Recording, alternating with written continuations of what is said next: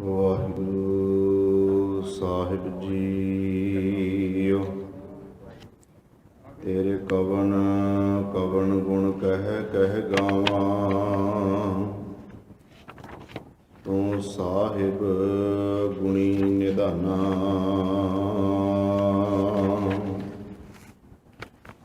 ਤੁਮਰੀ ਮਹਿਮਾ ਵਰਨ ਨਾ ਸਾਕੋ। ਤੂੰ ਠਾਕੁਰ ਊਚ ਭਗਵਾਨਾ। ਜੇਤਾ ਜੀਉ ਪਿੰਡ ਸਭ ਤੇਰਾ। ਤੂੰ ਅੰਤਰਜਾਮੀ ਪੁਰਖ ਭਗਵਾਨ। ਦਾਸਨ ਦਾਸ ਕਹੈ ਜਨ ਨਾਨਕ। ਜੇਹਾ ਤੂੰ ਕਰਾਹੇ ਤੇਹਾ ਹਉ ਕਰੀ ਵਖਿਆਨ। ਵਾਹਿਗੁਰੂ ਸਾਹਿਬ ਜੀਓ। ਸੋਰਠ ਮਹੱਲਾ ਪੰਜਵਾਂ। ਘਰ ਦੂਜਾ ਚੌਪਦੇ ਇੱਕ ਓੰਕਾਰ। ਸਤਿਗੁਰ ਪ੍ਰਸਾਦ ਏਕ ਪਿਤਾ। ਏਕ ਸਕੇ ਹਮ ਬਾਰਕ। ਤੂੰ ਮੇਰਾ ਗੁਰ ਹਾਈ। ਸੁਣ ਮੀਤਾ ਜੀਉ ਹਮਾਰਾ ਬਲ ਬਲ ਜਾਸੀ। ਹਰ ਦਰਸ਼ਨ ਦੇਹੁ ਦਿਹਾਈ। ਏਕ ਪਿਤਾ ਏਕ ਸਕੇ ਹਮ ਬਾਰਿਕ। ਤੂੰ ਮੇਰਾ ਗੁਰ ਹਾਈ। ਸੁਣ ਮੀਤਾ ਜੀਉ ਹਮਾਰਾ ਬਲ ਬਲ ਜਾਸੀ। ਹਰ ਦਰਸ਼ਨ ਦੇਹੁ ਦਿਖਾਈ। ਸੁਣ ਮੀਤਾ ਧੂਰੀ ਕਉ ਬਲ ਜਾਈ। ਇਹ ਮਨ ਤੇਰਾ ਭਾਈ ਰਹਾਉ। ਪਾਵ ਮਲੋਵਾਂ ਮਲ ਮਲ ਧੋਵਾਂ। ਇਹ ਮਨ ਤੈ ਕੂ ਦੇਸਾ। ਸੁਣ ਮੀਤਾ ਹਉ ਤੇਰੀ ਸ਼ਰਣਾਈ ਆਇਆ। ਪ੍ਰਭ ਮਿਲੋ ਦੇਹੁ ਉਪਦੇਸਾ। ਮਾਨ ਨ ਕੀਜੈ ਸ਼ਰਨ ਪਰੀਜੈ। ਕਰੈ ਸੋ ਭਲਾ ਮਨਾਈਆ। ਸੁਣ ਮੀਤਾ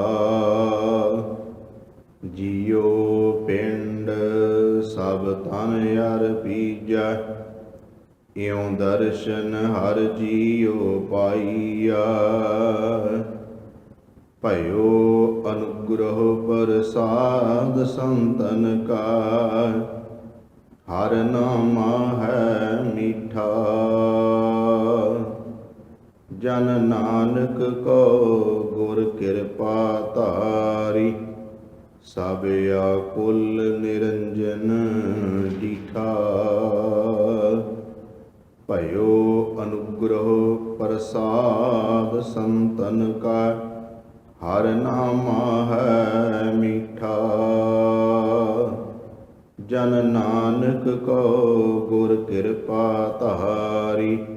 ਸਭ ਆਕੁਲ ਨਿਰੰਜਨ ਡੀਠਾ।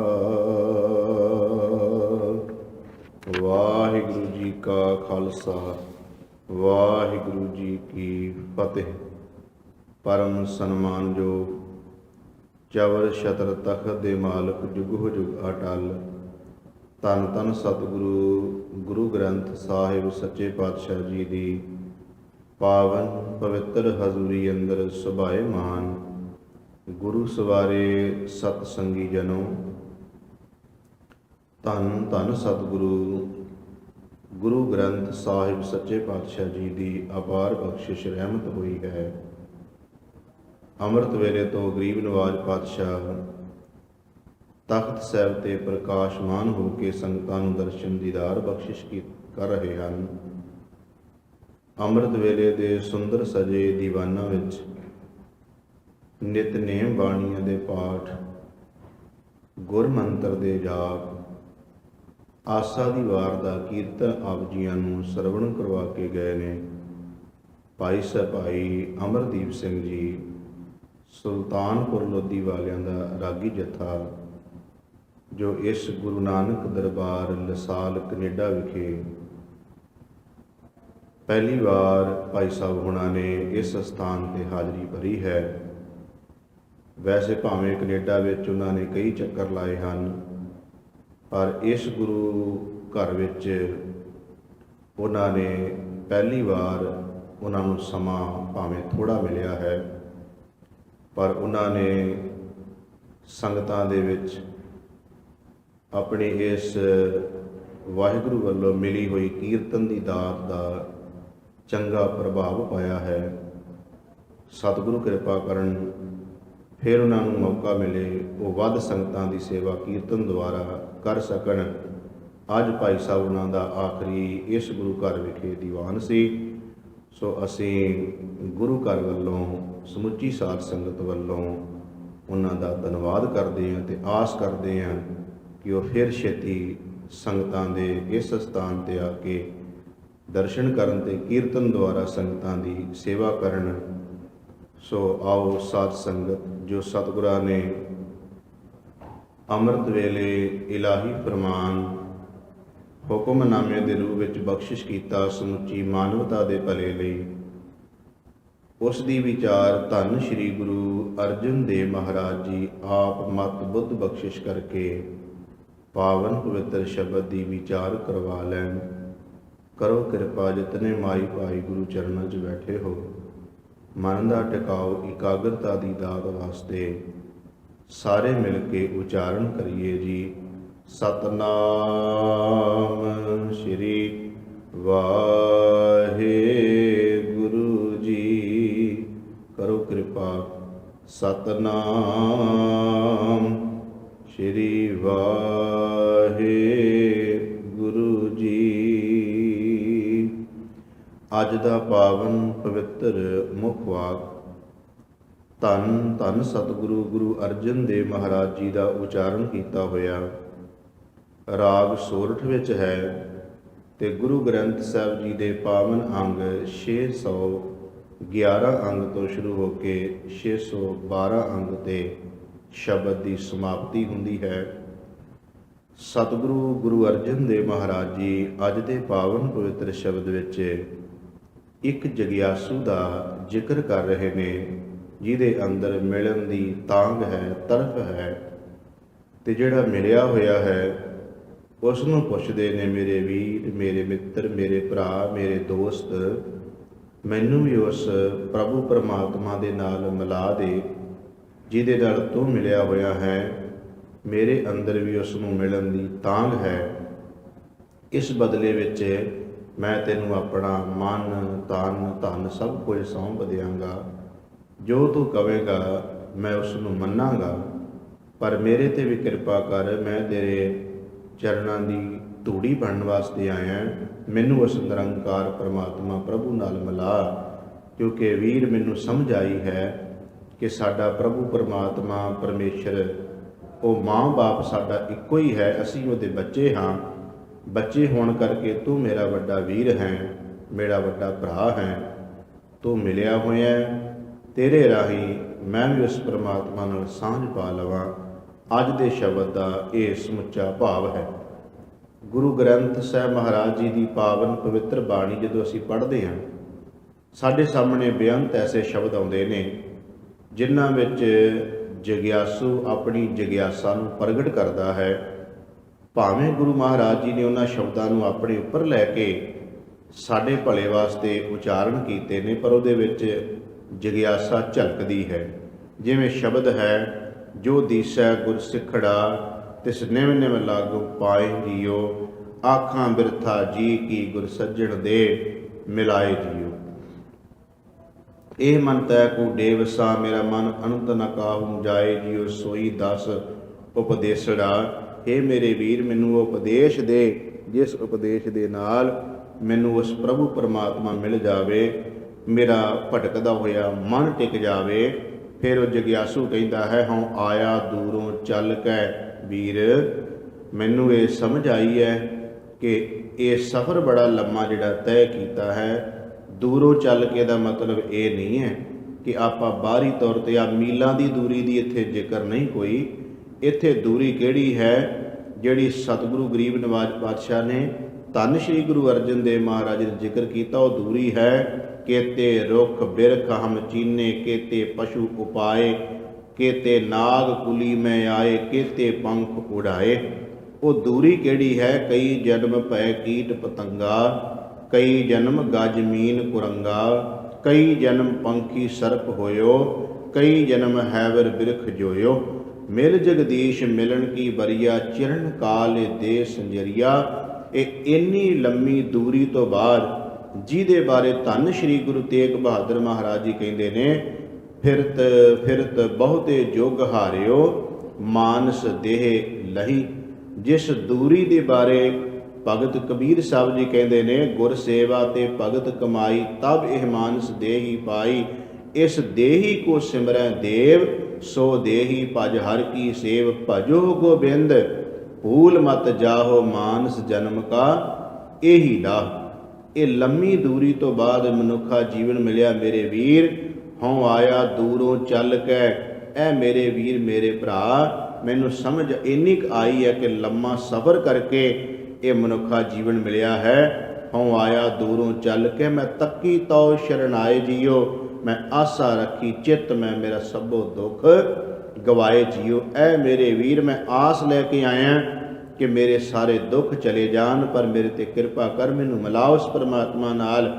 ਫਿਰ ਅੱਗੋਂ ਜਿਹੜਾ ਮਿਲਿਆ ਹੋਇਆ ਗੁਰਮੁਖ ਹੈ, ਉਹ ਅੱਗੋਂ ਜਵਾਬ ਕੀ ਦਿੰਦਾ ਹੈ? ਉਹ ਕਹਿੰਦਾ, ਇਤ ਮਾਰਗ ਚੱਲੇ ਭਾਈ ਅੜੇ। ਐ ਮੇਰੇ ਵੀਰ, ਉਹ ਵੀ ਅੱਗੋਂ ਭਾਈ ਅੜੇ ਸ਼ਬਦ ਹੀ ਵਰਤਦਾ ਹੈ, ਭਰਾ ਹੀ ਸ਼ਬਦ ਵਰਤਦਾ ਹੈ।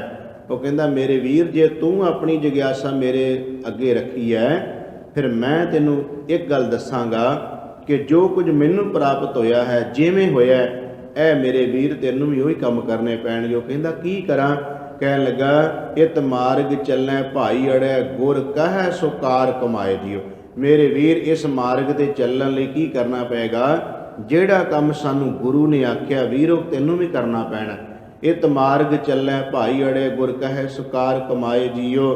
ਫਿਰ ਕਹਿਣ ਲੱਗਾ, ਤਿਆਗੈ ਮਨ ਕੀ ਮਤੜੀ। ਮੇਰੇ ਵੀਰ, ਇੱਕ ਕੰਮ ਹੋਰ ਕਰਨਾ ਪੈਣਾ ਈ, ਆਪਣੇ ਮਨ ਦੀ ਤੈਨੂੰ ਮਤ ਤਿਆਗਣੀ ਪੈਣੀ, ਆਪਣੇ ਮਨ ਦੀ ਮਤ ਛੱਡਣੀ ਪੈਗੀ। ਤਿਆਗੈ ਮਨ ਕੀ ਮਤੜੀ, ਵਿਸਾਰੈ ਦੂਜਾ ਭਾਉ ਜੀਓ। ਤੇ ਮੈਂ ਦਾਅਵੇ ਨਾਲ ਕਹਾਂਗਾ ਤੈਨੂੰ ਵੀਰ ਕਿ ਇਉਂ ਪਾਵੈ ਹਰਦਰ ਸਾਵੜਾ, ਨਾ ਲੱਗੇ ਤਤੀ ਬਾਉ ਜੀਓ। ਮੈਂ ਤੈਨੂੰ ਦਾਅਵੇ ਨਾਲ ਕਹਿ ਸਕਦਾ ਵੀਰ, ਜੇ ਇਸ ਤਰੀਕੇ ਨਾਲ ਤੂੰ ਚੱਲੇ ਤੇ ਤੈਨੂੰ ਪ੍ਰਭੂ ਪਰਮਾਤਮਾ ਵਾਹਿਗੁਰੂ ਮਿਲ ਸਕਦਾ। ਫਿਰ ਉਹ ਕਹਿੰਦਾ, ਤੂੰ ਦਾਅਵਾ ਕਿਵੇਂ ਕਰ ਸਕਦਾ ਹੈ? ਕਹਿੰਦਾ, ਦਾਅਵਾ ਮੈਂ ਇਸ ਕਰਕੇ ਕਰ ਸਕਦਾ ਹੈ ਕਿਉਂਕਿ ਹੁਣ ਆਪੋਂ ਬੋਲ ਨਾ ਜਾਣਦਾ, ਮੈਂ ਕਹਿਆ ਸਭ ਹੁਕਮ ਆਓ ਜੀਓ। ਮੈਂ ਆਪਣੇ ਕੋਲੋਂ ਕੁਝ ਨਹੀਂ ਕਿਹਾ, ਜੋ ਮੇਰੇ ਮਾਲਕ ਨੇ ਮੈਨੂੰ ਹੁਕਮ ਕੀਤਾ ਹੈ, ਉਸ ਹੁਕਮ ਦੇ ਮੁਤਾਬਕ ਵੀਰ ਮੈਂ ਤੈਨੂੰ ਦੱਸਿਆ, ਜੇ ਤੂੰ ਵੀ ਇਹ ਕੰਮ ਕਰ ਲਵੇਂ, ਤੈਨੂੰ ਪ੍ਰਭੂ ਪਰਮਾਤਮਾ ਮਿਲ ਸਕਦਾ ਹੈ। ਸਤਿਗੁਰੂ ਗਰੀਬ ਨਿਵਾਜ ਪਾਤਸ਼ਾਹ ਮਹਾਰਾਜ ਜੀ ਕਹਿੰਦੇ ਨੇ, ਪਹਿਲੀ ਗੱਲ ਤੇ ਜਗਿਆਸਾ ਪੈਦਾ ਕਰਨੀ। ਜਗਿਆਸਾ ਤੋਂ ਬਾਅਦ ਹੀ ਫਿਰ ਮਨੁੱਖ ਦੀ ਜਦੋਂ ਲਗਨ ਬਣਦੀ, ਫਿਰ ਕੋਈ ਨਾ ਕੋਈ ਬਹਾਨਾ, ਕੋਈ ਨਾ ਕੋਈ ਵਿਧ ਬਣ ਜਾਂਦੀ ਹੈ। ਸਤਿਗੁਰੂ ਸ੍ਰੀ ਗੁਰੂ ਨਾਨਕ ਦੇਵ ਸੱਚੇ ਪਾਤਸ਼ਾਹ ਮਹਾਰਾਜ ਜੀ, ਮੇਰੇ ਗਰੀਬ ਨਿਵਾਜ ਪਾਤਸ਼ਾਹ ਮਹਾਰਾਜ ਜੀ, ਮਨੁੱਖਤਾ ਦਾ ਭਲਾ ਕਰਦੇ ਹੋਏ ਭਾਈ ਮਰਦਾਨੇ ਜੀ ਨੂੰ ਨਾਲ ਲਿਆ ਹੈ। ਇੱਕ ਬਾਬਾ ਅਕਾਲ ਰੂਪ, ਦੂਜਾ ਰਬਾਬੀ ਮਰਦਾਨਾ। ਜਦੋਂ ਸਤਿਗੁਰੂ ਧਰਤੀ ਦੀ ਇਸ ਲੁਕਾਈ ਤੇ ਵਸਦੇ ਹੋਏ ਜੀਵਾਂ ਨੂੰ ਸੋਧਣ ਵਾਸਤੇ ਚੜੇ ਨੇ, ਫਿਰ ਜਿਨ੍ਹਾਂ ਜਿਨ੍ਹਾਂ ਦੇ ਅੰਦਰ ਜਗਿਆਸਾ ਸੀ, ਧੰਨ ਸ਼੍ਰੀ ਗੁਰੂ ਨਾਨਕ ਦੇਵ ਮਹਾਰਾਜ ਨੇ ਕਿਵੇਂ ਉਹਨਾਂ ਦਾ ਮਿਲਾਪ ਕਰਾ ਦਿੱਤਾ ਨਿਰੰਕਾਰ ਪਰਮਾਤਮਾ ਦੇ ਨਾਲ। ਮੇਰੇ ਸਾਹਿਬ ਜੀ ਅੰਮ੍ਰਿਤਸਰ ਸਾਹਿਬ ਦੀ ਧਰਤੀ ਦੇ ਨੇੜੇ ਤੇੜੇ ਵਿਚਰ ਰਹੇ ਸਨ। ਸਤਿਗੁਰੂ ਗਰੀਬ ਨਵਾਜ ਪਾਤਸ਼ਾਹ ਮਹਾਰਾਜ ਜੀ ਇੱਕ ਦਰਖਤ ਥੱਲੇ ਬੈਠੇ ਨੇ। ਭਾਈ ਮਰਦਾਨੇ ਨੂੰ ਕਹਿੰਦੇ ਨੇ, ਮਰਦਾਨਿਆਂ ਰਬਾਬ ਛੇੜ ਬਾਣੀ ਆਈ ਹੈ। ਭਾਈ ਮਰਦਾਨੇ ਨੇ ਰਬਾਬ ਦੀਆਂ ਤਾਰਾਂ ਨੂੰ ਹੱਥ ਲਾਇਆ, ਰਾਗ ਅਲਾਪਿਆ। ਗੁਰੂ ਨਾਨਕ ਦੇਵ ਮਹਾਰਾਜ ਜੀ ਨੇ ਸ਼ਬਦ ਦਾ ਗਾਇਨ ਕੀਤਾ। ਜਦੋਂ ਧੰਨ ਗੁਰੂ ਨਾਨਕ ਦੇਵ ਮਹਾਰਾਜ ਜੀ ਨੇ ਸ਼ਬਦ ਗਾਇਆ ਤੇ ਉਹ ਕਹਿ ਲਓ ਉਸ ਸ਼ਬਦ ਗਾਣ ਦੇ ਨਾਲ ਜਿਨ੍ਹਾਂ ਦੇ ਕੰਨਾਂ ਵਿੱਚ ਗੁਰੂ ਨਾਨਕ ਮਹਾਰਾਜ ਜੀ ਦੇ ਸ਼ਬਦ ਦੀਆਂ ਧੁਨਾਂ ਪਈਆਂ, ਉਹ ਜੀਵ ਜੰਤੂ ਪਸ਼ੂ ਪੰਛੀ ਸਾਰੇ ਕਹਿ ਲਓ ਕਿ ਸੁੰਨ ਮੁੰਨ ਨਗਰੀ ਭਈ ਉੱਥੇ ਹੋ ਗਈ। ਧੰਨ ਸ਼੍ਰੀ ਗੁਰੂ ਨਾਨਕ ਦੇਵ ਮਹਾਰਾਜ ਜੀ ਨੇ ਸ਼ਬਦ ਦੀ ਸਮਾਪਤੀ ਕੀਤੀ। ਇੱਕ 11-12 ਸਾਲ ਦਾ ਬੱਚਾ ਦੌੜਿਆ ਆਇਆ। ਉਹਨੇ ਧੰਨ ਗੁਰੂ ਨਾਨਕ ਸੱਚੇ ਪਾਤਸ਼ਾਹ ਮਹਾਰਾਜ ਜੀ ਦੇ ਚਰਨਾਂ ਦੇ ਵਿੱਚ ਲਿਆ ਕੇ ਇੱਕ ਬਰਤਨ ਦੇ ਵਿੱਚ ਪਾਇਆ ਹੋਇਆ ਦੁੱਧ ਗੁਰੂ ਮਹਾਰਾਜ ਜੀ ਦੇ ਅੱਗੇ ਰੱਖ ਦਿੱਤਾ। ਧੰਨ ਸ਼੍ਰੀ ਗੁਰੂ ਨਾਨਕ ਦੇਵ ਮਹਾਰਾਜ ਨੇਤਰ ਖੋਲ੍ਹੇ। ਨੇਤਰ ਖੋਲ੍ਹਣ ਤੋਂ ਬਾਅਦ ਕੀ ਦੇਖਦੇ ਕਿ ਛੋਟਾ ਜਿਹਾ ਬੱਚਾ 11-12 ਸਾਲ ਦੀ ਉਮਰ ਹੈ, ਸਤਿਗੁਰੂ ਨਾਨਕ ਮਹਾਰਾਜ ਜੀ ਦੇ ਸਨਮੁਖ ਬੈਠਾ ਹੱਥ ਜੋੜ ਕੇ ਸਤਿਗੁਰਾਂ ਨੇਤਰ ਖੋਲ੍ਹੇ ਤੇ ਉਸ ਬੱਚੇ ਨੇ ਕਿਹਾ, ਬਾਬਾ ਦੁੱਧ ਛਕੋ, ਮੈਂ ਤਾਜ਼ਾ ਦੁੱਧ ਚੋ ਕੇ ਲਿਆਇਆ। ਭਾਈ ਸਾਹਿਬ ਭਾਈ ਵੀਰ ਸਿੰਘ ਜੀ ਕਹਿੰਦੇ ਨੇ ਤਾਜ਼ਾ ਦੁੱਧ ਚੋਇਆ ਸੀ, ਚੋ ਕੇ ਜਦੋਂ ਸਤਿਗੁਰੂ ਮਹਾਰਾਜ ਜੀ ਦੇ ਸਨਮੁਖ ਰੱਖਿਆ, ਕਹਿਣ ਲੱਗੇ ਬਾਬਾ ਇਸ ਦੁੱਧ ਨੂੰ ਛਕੋ। ਧੰਨ ਸ਼੍ਰੀ ਗੁਰੂ ਨਾਨਕ ਦੇਵ ਸੱਚੇ ਪਾਤਸ਼ਾਹ ਮਹਾਰਾਜ ਜੀ ਕਹਿੰਦੇ, ਬੇਟਾ ਇਹ ਦੁੱਧ ਕਿੱਥੋਂ ਲੈ ਕੇ ਆਇਆ? ਘਰੋਂ ਲੈ ਕੇ ਆਇਆ ਕਿ ਬਾਹਰੋਂ ਲੈ ਕੇ ਆਇਆ? ਮਹਾਰਾਜ ਆਹ ਦੇਖੋ ਮੱਝਾਂ ਗਾਵਾਂ ਨੇੜੇ ਹੀ ਚਰਦੀਆਂ ਪਈਆਂ ਨੇ, ਇਹ ਚਰਦੀਆਂ ਹੋਈਆਂ ਮੱਝਾਂ ਗਾਵਾਂ। ਤੇ ਸਤਿਗੁਰੂ ਮਹਾਰਾਜ ਜੀ, ਇਹ ਬਾਬਾ ਜੀ ਜਦੋਂ ਤੁਸੀਂ ਕੀਰਤਨ ਕਰ ਰਹੇ ਸੀ, ਬਸ ਉਹ ਤੁਹਾਡੀਆਂ ਕੀਰਤਨ ਦੀਆਂ ਧੁਨਾਂ ਮੈਨੂੰ ਖਿੱਚ ਕੇ ਲੈ ਆਈਆਂ। ਮੈਂ ਸੋਚਿਆ ਕਿ ਜਦੋਂ ਆਪਣੇ ਪਰਿਵਾਰ ਵਿੱਚ ਮਾਂ ਬਾਪ ਤੋਂ ਸੁਣਿਆ ਸੀ, ਜਦੋਂ ਜਾਈਏ ਕਿਸੇ ਸਾਧੂ ਸੰਤ ਮਹਾਤਮਾ ਰੱਬ ਦੇ ਪਿਆਰੇ ਦੇ ਕੋਲ, ਫਿਰ ਖਾਲੀ ਹੱਥ ਨਹੀਂ ਜਾਣਾ ਚਾਹੀਦਾ, ਕੁਝ ਨਾ ਕੁਝ ਲੈ ਕੇ ਜਾਣਾ ਚਾਹੀਦਾ। ਮਨ ਵਿੱਚ ਸੋਚਿਆ, ਮਨਾ ਹੁਣ ਕੀ ਲੈ ਕੇ ਜਾਵੇਂਗਾ? ਤੇ ਇੱਕੋ ਮਨ ਵਿੱਚ ਖਿਆਲ ਆਇਆ, ਹੁਣ ਇਹਨਾਂ ਮਹਾਤਮਾ ਵਾਸਤੇ ਜੇ ਦੁੱਧ ਹੀ ਤਾਜ਼ਾ ਲੈ ਜਾਈਏ ਤੇ ਇਹਨਾਂ ਦੀ ਸੇਵਾ ਹੋ ਸਕੇਗੀ। ਮਹਾਰਾਜ ਮੈਂ ਤਾਜ਼ਾ ਦੁੱਧ ਲੈ ਕੇ ਆਇਆ। ਧੰਨ ਗੁਰੂ ਨਾਨਕ ਦੇਵ ਸੱਚੇ ਪਾਤਸ਼ਾਹ ਮਹਾਰਾਜ ਜੀ ਨੇ ਭਾਈ ਮਰਦਾਨੇ ਵੱਲੇ ਇਸ਼ਾਰਾ ਕੀਤਾ ਤੇ ਭਾਈ ਮਰਦਾਨਾ ਕਹਿੰਦਾ, ਮਹਾਰਾਜ ਜਿਵੇਂ ਆਪ ਜੀ ਦਾ ਹੁਕਮ ਹੈ। ਮੇਰੇ ਸਤਿਗੁਰੂ ਮਹਾਰਾਜ ਜੀ ਕਹਿੰਦੇ, ਮਰਦਾਨਿਆਂ ਫਿਰ ਤੂੰ ਵੀ ਛਕ ਤੇ ਮੈਂ ਵੀ ਛਕਦਾ, ਦੋਨੋਂ ਜਾਣੇ ਆਪਾਂ ਮਿਲ ਕੇ ਇਸ ਦੁੱਧ ਨੂੰ ਛਕਦੇ ਹੈ। ਉਸ ਦੁੱਧ ਨੂੰ ਧੰਨ ਗੁਰੂ ਨਾਨਕ ਦੇਵ ਮਹਾਰਾਜ ਜੀ ਨੇ ਛਕਿਆ, ਭਾਈ ਮਰਦਾਨੇ ਨੇ ਛਕਿਆ। ਉਸ ਤੋਂ ਬਾਅਦ ਧੰਨ ਗੁਰੂ ਨਾਨਕ ਦੇਵ ਮਹਾਰਾਜ ਜੀ ਉਸ ਬਾਲਕ ਬੱਚੇ ਨੂੰ ਪੁੱਛਦੇ ਨੇ, ਕਹਿਣ ਲੱਗੇ ਇਹ ਲਗਨ ਕਿਵੇਂ ਲੱਗੀ ਤੇਰੇ ਅੰਦਰ? ਤੈਨੂੰ ਕਿਸ ਤਰ੍ਹਾਂ ਇਹ ਪਤਾ ਲੱਗਿਆ ਕਿ ਮੈਂ ਜਾ ਕੇ ਸਾਧੂ ਸੰਤ ਮਹਾਤਮਾ ਦੀ ਸੇਵਾ ਕਰਨੀ ਹੈ? ਇਹ ਸ਼ਬਦ ਦੀਆਂ ਧੁਨਾਂ ਦਾ ਤੇਰੇ ਤੇ ਕਿੰਨਾ ਕੁ ਅਸਰ ਹੋਇਆ? ਤੇ ਉਸ 12 ਸਾਲ ਦੇ ਬੱਚੇ ਨੇ ਕਿਹਾ, ਬਾਬਾ ਮੈਨੂੰ ਤੁਹਾਡੇ ਸ਼ਬਦ ਸੁਣਦਿਆਂ ਇੰਨਾ ਕੁ ਮਨ ਵਿੱਚ ਜ਼ਰੂਰ ਖਿਆਲ ਪੈਦਾ ਹੋ ਗਿਆ, ਮੈਂ ਦੁੱਧ ਛਕਾਉਣ ਤੋਂ ਬਾਅਦ ਤੁਹਾਡੇ ਨਾਲ ਇੱਕ ਗੱਲ ਕਰਨੀ ਚਾਹੁੰਦਾ। ਸਤਿਗੁਰੂ ਮਹਾਰਾਜ ਜੀ ਕਹਿੰਦੇ, ਦੱਸ ਬੇਟਾ। ਕਹਿੰਦਾ, ਮਹਾਰਾਜ ਮੈਂ ਇਹ ਕਹਿਣਾ ਚਾਹੁੰਦਾ ਕਿ ਮੌਤ ਆਉਣ ਤੋਂ ਪਹਿਲਾਂ ਮੈਂ ਪ੍ਰਭੂ ਪਰਮਾਤਮਾ ਦੇ ਵਿੱਚ ਕਿਸ ਤਰ੍ਹਾਂ ਅਭੇਦ ਹੋ ਸਕਦਾ। ਵੇਖੋ ਛੋਟੀ ਜੀ ਉਮਰ ਹੈ, ਇਹਨੂੰ ਕਹਿੰਦੇ ਜਗਿਆਸਾ ਅੰਦਰੋਂ ਪੈਦਾ ਹੋਣੀ। ਇਹ ਪਤਾ ਨਹੀਂ ਕਿਹੜੀ ਉਮਰ ਵਿੱਚ ਪੈਦਾ ਹੋ ਜਾਏ। ਬਾਬਾ ਮੌਤ ਆਉਣ ਤੋਂ ਪਹਿਲਾਂ ਮੈਂ ਨਿਰੰਕਾਰ ਦੇ ਵਿੱਚ ਅਭੇਦ ਹੋਣਾ ਚਾਹੁੰਦਾ। ਧੰਨ ਸ਼੍ਰੀ ਗੁਰੂ ਨਾਨਕ ਦੇਵ ਮਹਾਰਾਜ ਜੀ ਕਹਿੰਦੇ, ਉਮਰ ਬੜੀ ਛੋਟੀ ਹੈ, ਗੱਲ ਬੜੀ ਵੱਡੀ ਕਰ ਦਿੱਤੀ ਹੈ। ਤੈਨੂੰ ਕਿਸ ਤਰ੍ਹਾਂ ਪਤਾ ਚੱਲ ਗਿਆ ਕਿ ਮੌਤ ਵੀ ਆਉਂਦੀ ਹੈ? ਮੌਤ ਆਉਣ ਤੋਂ ਪਹਿਲਾਂ ਪਰਮਾਤਮਾ ਵਿੱਚ ਲੀਨ ਹੋਣਾ ਹੈ। ਕਹਿੰਦਾ, ਮਹਾਰਾਜ ਇੱਕ ਦਿਨ ਹਮਲਾਵਰ ਆਏ। ਉਹਨਾਂ ਹਮਲਾਵਰਾਂ ਨੇ ਸਾਡੀਆਂ ਪੈਲੀਆਂ ਦੇ ਵਿੱਚ ਦੀ ਘੋੜੇ ਦੜਾਏ। ਉਹਨਾਂ ਦੇ ਘੋੜਿਆਂ ਦੀਆਂ ਜਿਹੜੀਆਂ ਟਾਪਾਂ, ਉਹਨਾਂ ਦੇ ਘੋੜਿਆਂ ਦੇ ਜਿਹੜੇ ਖੁਰ ਸਨ, ਉਹਨਾਂ ਨੇ ਸਾਡੀ ਇਸ ਜ਼ਮੀਨ ਦੇ ਵਿੱਚ ਕਿਤੇ ਜਿਹੜੀ ਖੇਤੀ ਸੀ, ਕੁਝ ਬੂਟੇ ਉੱਗਦੇ ਪਏ ਸਨ, ਕੁਝ ਬੀਜੇ ਹੋਏ ਸਨ, ਕੁਝ ਥੋੜ੍ਹੇ ਜਿਹੇ ਜਿਹੜੇ ਵੱਡੇ ਹੋਏ ਸਨ। ਜਦੋਂ ਉਹਨਾਂ ਦੇ ਘੋੜੇ ਲੰਘ ਕੇ ਗਏ, ਸਾਰਿਆਂ ਨੂੰ ਦਰੜ ਕੇ ਰੱਖ ਦਿੱਤਾ। ਇੱਕੋ ਹੀ ਮਨ ਵਿੱਚ ਉਸੇ ਵੇਲੇ ਸਵਾਲ ਪੈਦਾ ਹੋ ਗਿਆ, ਮਨਾ ਕੀ ਪਤਾ ਜਮਾਂ ਦੇ ਇਸੇ ਤਰ੍ਹਾਂ ਘੋੜੇ ਆਉਣ ਤੇ ਉਹ ਸਭ ਤੋਂ ਪਹਿਲਾਂ ਛੋਟਿਆਂ ਬੂਟਿਆਂ ਨੂੰ ਨਾ ਨੱਪ ਕੇ ਚਲੇ ਜਾਣ। ਧੰਨ ਗੁਰੂ ਨਾਨਕ ਦੇਵ ਮਹਾਰਾਜ ਜੀ ਨੇ ਜਦੋਂ ਇਹ ਗੱਲ ਸੁਣੀ, ਮੇਰੇ ਸਾਹਿਬ ਕਹਿੰਦੇ ਗੱਲ ਇਹ ਵੀ ਅੱਗੇ ਤੋਂ ਇਹ ਤਾਂ ਹੋਰ ਵੀ ਕਮਾਲ ਦੀ ਗੱਲ ਕਰ ਦਿੱਤੀ। ਧੰਨ ਗੁਰੂ ਨਾਨਕ ਦੇਵ ਮਹਾਰਾਜ ਜੀ ਕਹਿੰਦੇ, ਉਮਰ ਭਾਵੇਂ ਛੋਟੀ ਹੈ ਪਰ ਗੱਲਾਂ ਤੇਰੀਆਂ ਬਹੁਤ ਸਿਆਣੀਆਂ ਤੇ ਉੱਚੀਆਂ ਨੇ। ਧੰਨ ਗੁਰੂ ਨਾਨਕ ਦੇਵ ਜੀ ਕਹਿੰਦੇ, ਬੇਟਾ ਨਾਮ ਦੱਸ ਤੇਰਾ ਕੀ ਹੈ? ਕੀ ਨਾਮ ਤੇਰਾ? ਕਹਿੰਦਾ, ਮਹਾਰਾਜ ਮੇਰਾ ਨਾਮ ਮੇਰੇ ਮਾਂ ਬਾਪ ਨੇ ਬੂੜਾ ਰੱਖਿਆ। ਧੰਨ ਗੁਰੂ ਨਾਨਕ ਦੇਵ ਮਹਾਰਾਜ ਜੀ ਕਹਿੰਦੇ, ਵਾਕਿਆ ਹੀ ਬੂੜਾ ਹੈ ਤੂੰ। ਬੂੜਾ ਦਾ ਮਤਲਬ ਬੁੱਢਾ, ਭਾਵੇਂ ਉਹਦਾ ਅਰਥ ਇਹੀ ਬਣਦਾ ਹੈ, ਬੂੜਾ ਨਾਂ ਸੀ, ਪਰ ਗੁਰੂ ਨਾਨਕ ਦੇਵ ਜੀ ਕਹਿੰਦੇ ਨਹੀਂ ਤੂੰ ਬੂੜਾ ਬੱਚਾ ਨਹੀਂ, ਬੂੜਾ ਦਾ ਮਤਲਬ ਬੂੜਾ, ਤੂੰ ਬੁੱਢਾ ਹੈ। सचमुच तू सियाणियां वाली गल कीती है, बुढ़ियां वाली, बजुर्गों वाली गल कीती है। धन गुरु नानक देव सच्चे पातशाह ने गोद च बिठाया, अपनी रहमत किरपा वरतारती। वेखो पहला जगियासा सी अंदर, बूढ़े अंदर जगियासा सी, उस जगियासा ही गुरु नानक देव महाराज जी तक लैके गई। धन गुरु नानक देव जी ने अपनी गोद विच लिया, बस सारियां रहमतां वरता दित्तियां। एक बचन कर दिता, बेटा तू बूढ़ा ते है, तेरा नाम ही बूढ़ा ही रहेगा, पर जिन्नी देर तक दुनिया ते चंद सूरज तारे रहणगे तेरा नाम ही रहेगा। गुरु नानक दे घर दा तू बुढ़ा अखवावेगा, गुरु नानक दे घर दा तू बुढ़ा अखवावेगा। धन गुरु नानक देव महाराज जी ने इन्नी को रहमत कर दी इस बच्चे उत्ते, जिस वेले करतारपुर की धरती तो गुरु नानक देव सच्चे पातशाह महाराज जी भाई लैणे नूं गुरता गद्दी दे के ज्योति जोत समान लगे ने। बाबा बुढ़ा साहब जी भी उत्थे सन ते उन्हां ने ही गुरु अंगद देव महाराज नूं गुरियाई दा तिलक दिता। उस वेले जिहड़े बचन होए, धन श्री गुरु नानक देव महाराज जी कहंदे गुरु अंगद देव जी नूं, कहंदे ये छोटी जी उम्र विच साडे कोले आए सन, बड़ी लगन है इन्हां उत्ते दृष्टि रखनी। ते बाबा बुढ़ा साहब जी कहण लगे धन गुरु नानक देव जी नूं कि बाबा अपना मिलाप। धन श्री गुरु नानक देव महाराज जी कहंदे ने, बूढ़िया तेरे नाल गोद च लैके एक बचन कीता सी, अज एक बचन तैनूं होर कर चले हैं, जान लगे हैं सरीरक तौर ते चले हैं, जोत करके तां असीं गुरु अंगद देव महाराज जी दे रूप विच होना है, शरीर करके चले हैं, पर तैनूं जान लगे एक होर बचन कर चले हैं बूढ़िया। वो ये धन श्री गुरु नानक देव महाराज ने कहा, बुढ़िया तेरे तो कदी ओले ना होसां। सूरज प्रकाश दे शब्द, ऐ बाबा बुढ़ा मैं तेरे कोलों कदी ओले नहीं होवांगा, तैनूं पता चल जा करू गुरु नानक दी जोत कित्थे वरतदी है, सब तो पहला तैनूं पता चलिया करेगा। वेखो मैं जिहड़ी बेनती कर लगा, जगियासा सी अंदर, वो जगियासा कित्थों तक लैके चले गए। बाबा बुढ़ा साहब ने गुरु हरगोबिंद महाराज जी तक, इत्थों तक के श्री गुरु तेग बहादुर महाराज जी नूं भी गुरबाणी की संथ्या बाबा बुढ़ा साहब ने करवाई सी। भाव उन्होंने 6 नहीं घट्टो घट्ट 8 गुरु साहबाना ने दर्शन कर ले, भावें कि गुरु हरगोबिंद महाराज जी के समय ते ज्योति जोत बाबा बुढ़ा साहब जी समा गए सन। बाकी गुरु साहबाना नूं गुरता गद्दी उन्होंने अगों परिवार ने दी है, पर उदों जन्म हो चुके सन उन्होंने, जिन्होंने गुरु बनना सी। कहण तो भाव है कि जदों जगियासा अंदर पैदा होंदी है, फिर विद भी बन जाती है। सब तो पहला जीव के अंदर जगियासा पैदा होवे, वो अरदासां बेनतियां करे मालक के चरनां विच कि कोई जन, यह है जगियासा पैदा होण दीयां निशानियां, कोई जन हरस्यों देवै जोर, चरण गहूँ बकूँ शुभ रसना दीजै प्राण आकोर।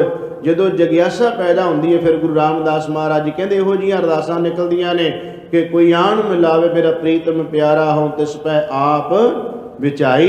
उदों इहो जिहियां अरदासां निकलदियां ने, मेरा मन लोचै गुर दर्शन ताई, बिलप करै चातर की न्याई, त्रिखा न उतरै शांत न आवै बिन दर्शन संत प्यारे जियो। उदों अंदरों अरदासां निकलदियां ने कि एक घड़ी ना मिलते तां कलयुग होता, हुण कद मिलीए प्रिया तुद भगवंता, मोहे रैन ना विहावै नींद न आवै बिन देखै गुर दरबारे जियो। यह जगियासू के अंदरों जदों भावना बनती तो अरदासां बेनतियां निकलदियां। धन श्री गुरु अर्जन देव महाराज जी ने अज दे पावन पवित्र का यह समुचा भाव सी जो मैं आप जी के सन्मुख रखिया। आओ एक एक बंद की हुण आपां विचार करके फिर समाप्ति करांगे। धन श्री गुरु अर्जन देव महाराज जी कृपा कर रहे ने। सोरठ महला पंजवा घर दूजा चौपदे। सोरठ राग विच गुरु अर्जन देव जी का उचारण किया शब्द, घर दूजे विच गाउण दी हदायत। 4 बंद ने इस शब्द दे। एक ओंकार सतगुर प्रसाद। परमात्मा एक है ते सतगुरु की कृपा दे नाल ही उस एक दी सानू समझ पैंदी है। एक पिता एक सके हम बारिक। वो जिहड़ा जगियासू कह रहा है साडा पिता परमात्मा सब दा एक ही है ते असीं उहदे बच्चे हाँ। तू मेरा गुर हाय, तू मेरा वड्डा भरा है, तू मेरा वड्डा वीर है। ये जगियासू एक जगियासू नूं कह रहा, दूजे नूं जिहड़ा मिलिया होया ते एक जिन्ने मिलना है। सुन मीता जियो हमारा बल बल जासी। मीता का मतलब मित्र। साहब ने पावन बाणी विच शब्द की कहे ने, मेरे हर प्रीतम की कोई बात सुनावै ਸੋ ਭਾਈ ਸੋ ਮੇਰਾ ਵੀਰ। ਜਿਹੜਾ ਮੈਨੂੰ ਰੱਬ ਦੀ ਗੱਲ ਸੁਣਾਵੇ ਮੇਰਾ ਭਰਾ ਮੇਰਾ ਵੀਰ ਹੈ।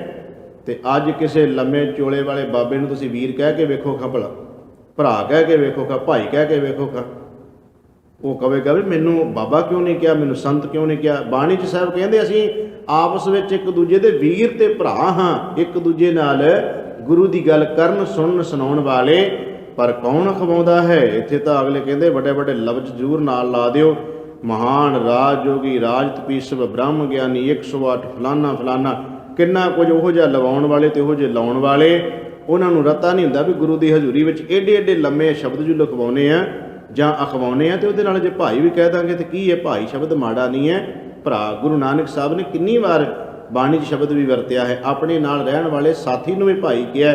ਖੈਰ ਜਿਹੜੀ ਬੇਨਤੀ ਕਰ ਰਹੇ ਆ, ਵੇਖੋ ਸਾਹਿਬ ਕਹਿੰਦੇ ਸੁਣ ਮੀਤਾ ਐ ਮੇਰੇ ਵੀਰ ਮੇਰੇ ਮਿੱਤਰ ਮੇਰੀ ਗੱਲ ਸੁਣ। ਜੀਓ ਹਮਾਰਾ ਬਲ ਬਲ ਜਾਸੀ, ਮੇਰੀ ਜਿੰਦ ਵੀਰ ਤੇਰੇ ਤੋਂ ਕੁਰਬਾਨ ਜਾਵੇ। ਸਦਕੇ ਜਾਵਾਂ ਬਲਿਹਾਰ ਜਾਵਾਂ ਤੇਰੇ ਤੋਂ ਮੇਰੇ ਵੀਰ, ਪਰ ਇੱਕ ਕੰਮ ਵਿੱਚ ਮੇਰੀ ਸਹਾਇਤਾ ਕਰ। ਹਰ ਦਰਸ਼ਨ ਦਿਓ ਦਿਖਾਈ, ਉਸ ਹਰੀ ਪ੍ਰਮਾਤਮਾ ਪਿਆਰੇ ਪ੍ਰੀਤਮ ਦੇ ਮੈਨੂੰ ਦਰਸ਼ਨ ਹੋ ਜਾਣ ਵੀਰ, ਤੂੰ ਇਹਦੇ ਵਿੱਚ ਕੋਈ ਮੇਰੀ ਸਹਾਇਤਾ ਕਰ।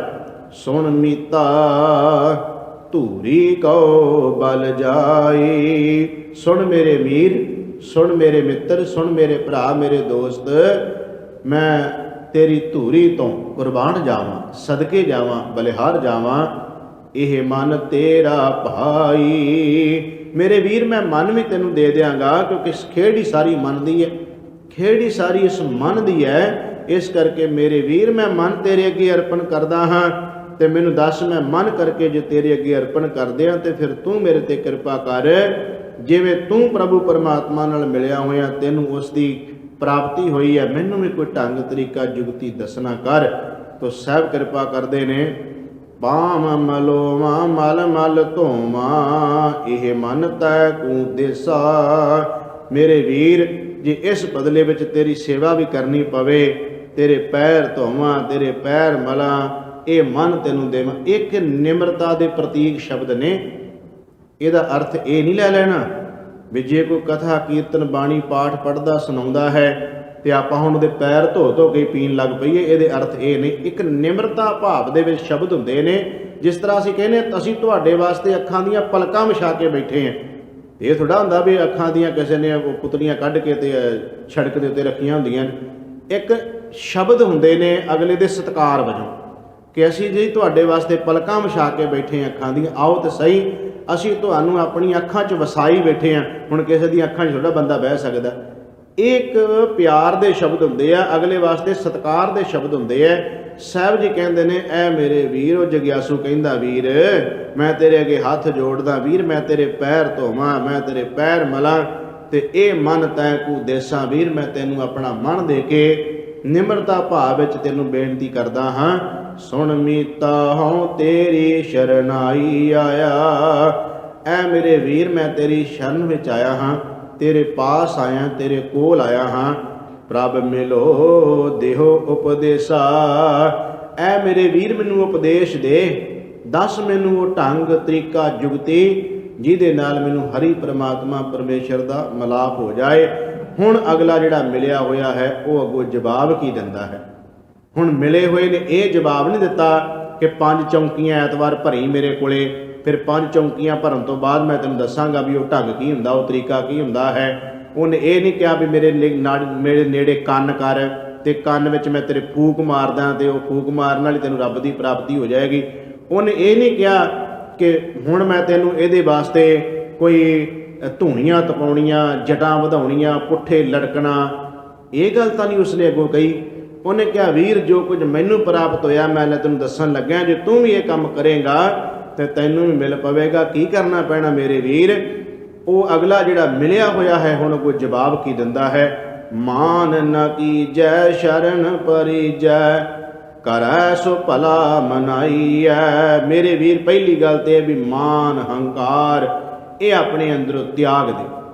ਆਪਣੇ ਆਪ ਨੂੰ ਇਹ ਨਾ ਸਮਝ ਵੀ ਤੂੰ ਬਹੁਤ ਵੱਡਾ ਹੈ, ਚਾਹੇ ਤੂੰ ਧਨਾੜ ਹੈ, ਚਾਹੇ ਤੂੰ ਉੱਚੀ ਜਾਤ ਕਰਕੇ ਹੈ, ਚਾਹੇ ਤੂੰ ਕੁੱਲ ਕਰਕੇ ਹੈ। ਵੀਰ ਇਸ ਚੀਜ਼ਾਂ ਦਾ ਮਾਨ ਤੈਨੂੰ ਤਿਆਗਣਾ ਪੈਣਾ। ਸਭ ਤੋਂ ਪਹਿਲਾਂ ਤੇ ਆਪਣੇ ਅੰਦਰੋਂ ਮਾਨ ਹਉਮੈ ਹੰਕਾਰ ਦਾ ਤਿਆਗ ਕਰ ਦੇ दूसरी गल कि समर्पित हो जा गुरु नूं। शरण च पैण तो मतलब की है, गुरु नूं समर्पित हो जाना।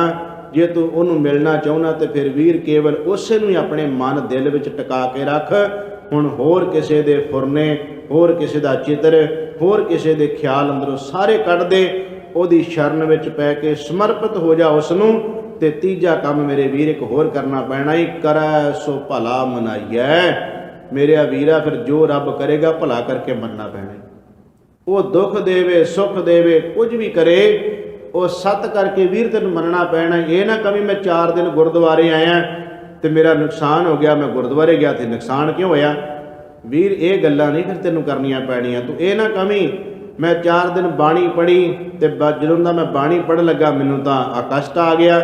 वीर ये गल्लां जो तू करेगा ना भी मैं गुरुद्वारे गया, बाणी पढ़ी, पाठ किया, कथा कीर्तन सुनिया किया तो मैनू आ दुख आ गया, जे इहो जे गिले शिकवे करेगा तो मेरे वीर फिर उन्हें मिलना नहीं। देखो किड्डे प्यार नाल जगियासू अगों कहंदा करै सो भला मनाइयै। मेरे वीर दुख सुख जे जिंदगी च आ जाणगे ना फिर कह देवी कि केतियां दुख भूख सद मार, ए पे दात तेरी दातार। वीर ओदी दात मन लवीं, जे दुख सुख भी आ जाण ओदी दात करके मन्नी, ओदी दात जान लवीं ते ओदे चरनां विच इह कहंदा रवीं कि जे सुख देहें तां तुझे आराधी। जे मिलना चाहुंदा ना वीर ते आ काम तैनूं करने पैणे आ। जे सुख देहें तां तुझे आराधी, दुख भी तुझे ध्याई। जे भुख देहें तां इत ही राजा, दुख विच सूख मनाई। तू दुख विच भी सुख ही करके जान लवीं, ये काम तैनूं करना पएगा, भला करके जान लवीं। फिर अगला बचन एक होर किया, कहण लगे वीर एक काम होर कर, सुन मीता। ऐ मेरे वीर, वो भी अगों मीत ही कह रहा है, वो भी अगों वीर ही कह रहा है, मित्र ही कह रहा है। कहंदा मेरे मित्र मेरे वीर सुन, जियो पिंड सब तन अर पीजै। ऐ मेरे वीर तू मैनू कहना मैं तेन मन दे देना, मैनू मन ना दे तू, मैं तेरे मन नू की करना है। तू जिस प्रभु परमात्मा नू मिलना चाहुंदा वीर ओदे अगे अपनी जिंद, अपना शरीर, पिंड मैने शरीर ते अपना ये तन ते मन अर्पीजै। वीर ओनू अपना ये सारा कुछ अर्पण कर दे। इउं दर्शन हर जीओ पाइए। वेखो किड्डा दावा कीता, कहण लगे इउं दर्शन हर जीओ पाइए। इस तरह हरि परमात्मा दे वीर तैनूं भी दीदार हो जाणगे। आ उपरले दसे हुए काम तैनूं करने पैणगे। फिर वो जगियासू मिलिया होया एक होर गल कहंदा वीर मैं ये तां तैनूं सारा कुछ दस दिता है, पर एक गल होर मैं तैनूं दसनी चाहुंदा। वो आखिरी गल ये है वीर, ओदी दृष्टि तो बिना, ओदी कृपा तो बिना, ओदी रहमत तो बिना जगियासा भी नहीं अंदर उपजदी ते वीर ओदी कृपा तो बिना मिलाप भी नहीं हुंदा। ये गल मैं तैनूं इस करके कह रहा, ओदी दृष्टि ओदी कृपा जरूरी है। तू कर्म करी चली, फल की आस ना रखी। तू केवल बीज पाउणा है, बीज धरती विच पा दे, धरती दा कर्म है, उन्हें बूटा तैयार कर देना। वीर तू इस तरह अपने अंदर जगियासा दा नाम दा बीज पा, फल परमात्मा ने लाउणा है। फिर अखीर विच कहंदे भयो अनुग्रह प्रसाद संतन के। अनुग्रह माने दृष्टि, कृपा, रहमत।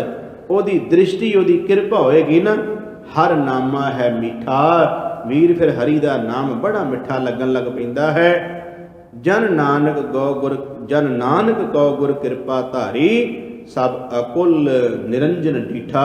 ऐ मेरे वीर जदों गुरु अपनी कृपा दृष्टि करता है, फिर वो जिहड़ा परमात्मा जिहड़ा कुलां तो रहत है, जिहदी कोई कुल नहीं, वो निरंजन जिहड़ा कालक तो रहत है, डीठा। वीर फिर वो दिस पैंदा है, वो फिर मिल पैंदा है। सतगुरु गुरु अर्जन देव महाराज जी ने गल साडे जीवां दी कीती है। साहब जी कहंदे जदों किसी अंदर जगियासा पैदा हुंदी है, वो जीव फिर जगियासू बन के जदों फरियादां करदा है, मालक दे दर ते पहुंचदियां ने। मालक दे दर ते पहुंची हुई अरदास जीव दी प्रभु परमात्मा नाल फिर मिलाप बनाउण विच साध संगत सहायता करदी है। असीं गुरु चरनां 'च जदों मिल बैठदे हां, संगत विच आउणे आ, इत्थे आके वाहिगुरू परमात्मा की कृपा दृष्टि सारे जीवां उत्ते वरतदी है, जिस नाल साडे अंदर प्रभु परमात्मा प्यारे नूं मिलण दे चाह पैदा हुंदे ने, तांग पैदा हुंदी है। सतगुरु कृपा करन गरीब नवाज पातशाह। असीं भी जगियासू बन के गुरु चरनां 'च बेनतियां करिए तां कि मालक बिध बना के सानूं अपने चरनां नाल जोड़ के रखे। ये मन प्रभु परमात्मा नाल मिल जाए। शब्द की विचार करदिआं बेअंत प्रकार दीआं भुल्लां तुट्टां हो गईआं। ਸਤਿਗੁਰੂ ਜੀ ਤੇ ਸਾਧ ਸੰਗਤ ਬਖਸ਼ਣ ਯੋਗ ਹੈ। ਭੁੱਲ ਚੁੱਕ ਦੀ ਖਿਮਾ ਅਗਾਂਹ ਵਾਸਤੇ ਸਤਿਗੁਰੂ ਸਮਤ ਬਖਸ਼ਿਸ਼ ਕਰਨ। ਵਾਹਿਗੁਰੂ ਜੀ ਕਾ ਖਾਲਸਾ, ਵਾਹਿਗੁਰੂ ਜੀ ਕੀ ਫਤਿਹ।